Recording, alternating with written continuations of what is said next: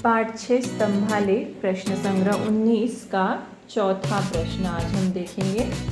चौथा प्रश्न है, किसी जूस केंद्र पर एक सप्ताह में जूस लेने के लिए आने वाले ग्राहकों की संख्या नीचे तालिका में दी गई है। इस जानकारी के आधार पर स्तंभालेख खींचो। पैमाना दिया है y अक्ष पर 1 सेमी बराबर 10 ग्राहक और जूस का प्रकार दिए हैं, जूस के प्रकार दिए हैं और ग्राहकों की संख्या यहाँ पर दी हुई है। संतरे का जूस लेने वाले ग्राहक हैं 50, अनानास का 30, सेब का 25, आम का 65 और अनार का 10। तो यहाँ पर हमें इस जानकारी के आधार पर स्तंभालेख तैयार करना है। यहाँ पर पहले मैं x और y अक्ष खींचती हूँ।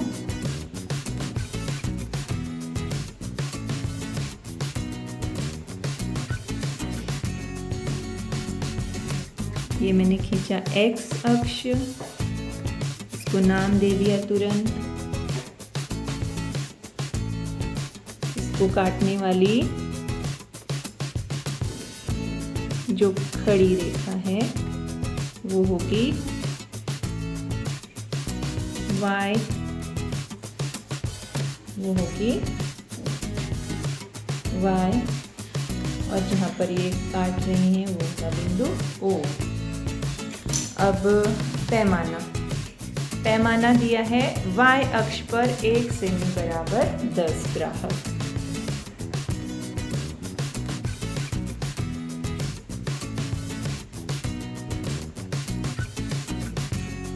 एक सेमी बराबर 10 ग्राहक और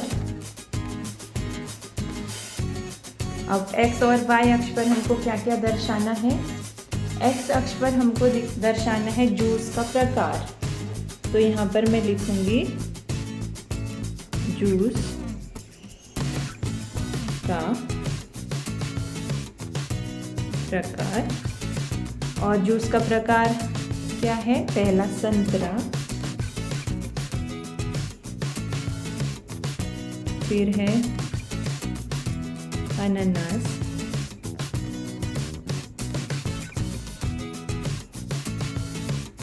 सेब, आम और अनार। और y अक्ष पर है ग्राहकों की संख्या। तो ये भी यहाँ लिखनी पड़ेगी y अक्ष पर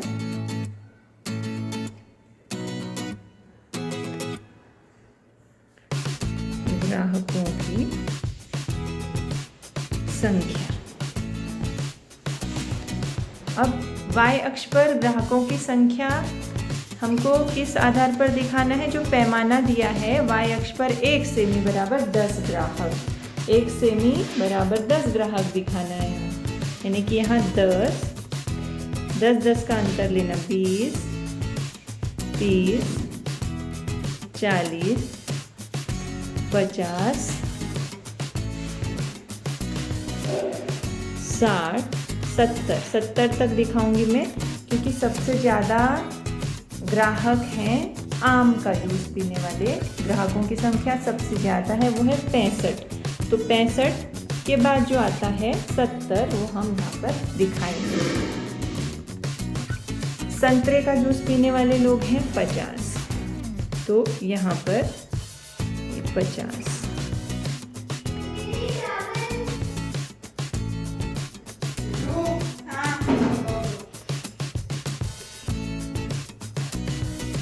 अनानास 30,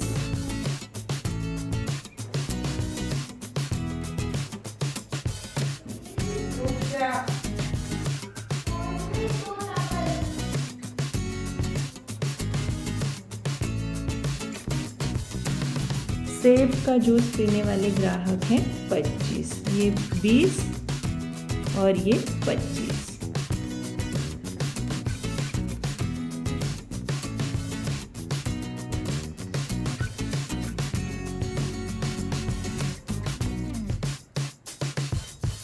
आम का जूस पीने वाले हैं 65 ग्राहक, सबसे ज़्यादा आम का जूस पीने वाले ग्राहकों की संख्या है 65। 65 यानी 60 और 70 के बीच में ये है 65। 60 के बाद और 5 छोटी छोटी लाइनें।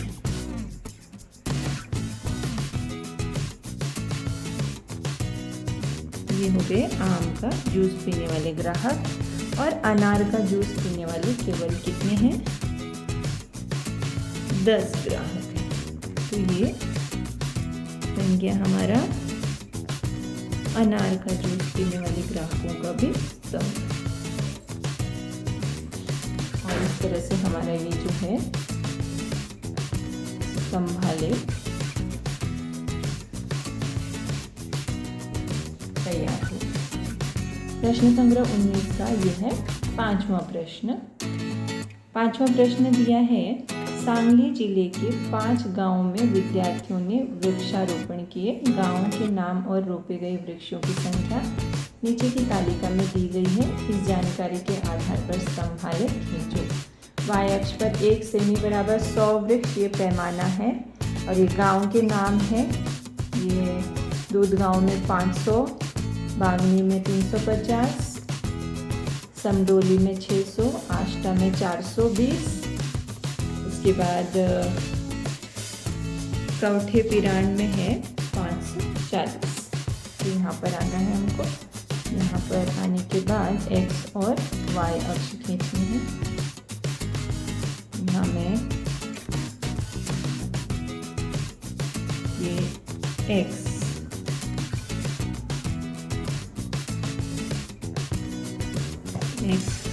अक्ष खींचा। उसके बाद जो खड़ी रेखा है वो होती है y अक्ष। तो यहाँ पर मैंने ये खड़ी रेखा खींची, ये है y अक्ष।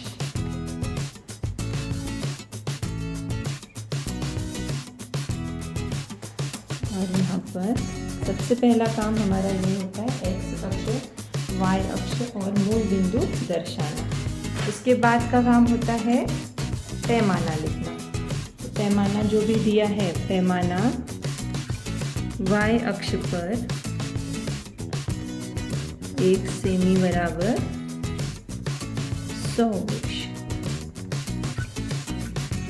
अब x अक्ष पर हमें दिखाना है गांव का नाम। तो यहाँ पर मैं लिखूंगी गांव के नाम। और गांव के नाम क्या है? जो भी दिए हैं गांव के नाम वो लिखना है। दूधगांव, फिर ये है बागनी, समडोली, आष्टा और आखिरी है कौठे पिरान। और y अक्ष पर हम दिखाने वाले हैं रोपित वृक्षों की संख्या। तो वो भी हमें यहाँ लिखनी पड़ेगी। यहाँ लिखेंगे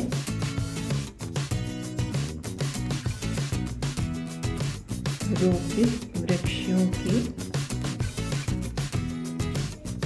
संख्या। y अक्ष पर पैमाना क्या माना है हमने? पैमाना हमको दिया हुआ है कि y अक्ष पर 1 सेमी बराबर 100 वृक्ष। तो ये जो एक एक बॉक्स है वो कितने का है? 100 का। 100 और सबसे बड़ी संख्या है 600। तो 100 से 600 तक लिखना है। 100 का अंतर लेना है। 200, 300, 400, 500 और 600। अब दूधगांव में कितना वृक्षारोपण हुआ? 500। तो ये दूधगांव और ये 500। ऐसा एक स्तंभ इसके सामने बनाएंगे। इसके बाद बागनी में हुआ है 350। 350 यानी 300 और 400 के बीच में ये जो है 50 मानेंगे उसको। 350 यहाँ पर होगा।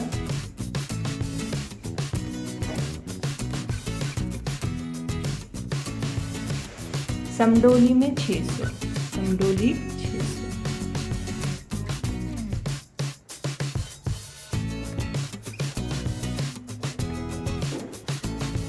समडोली का ये है 600 वृक्षारोपण हुए। आष्टा में 420। 420 कैसे दिखाएंगे? ये 400 के बाद ये जो दो छोटी छोटी लाइनें हैं वो एक जो छोटा सा बॉक्स है वो है 10 का, तो 2 लाइन, ये छोटी लाइन है 420।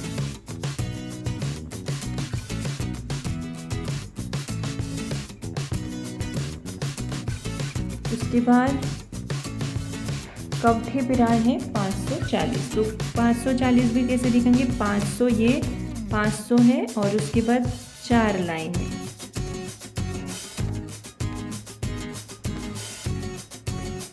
एक छोटा जो बॉक्स है, एकदम छोटा जो बॉक्स है वो है 10 का। ये हो गया आपका कवठे पिरान। तो इस तरह से ये जो स्तंभालेख है वो तैयार हो गया आपका।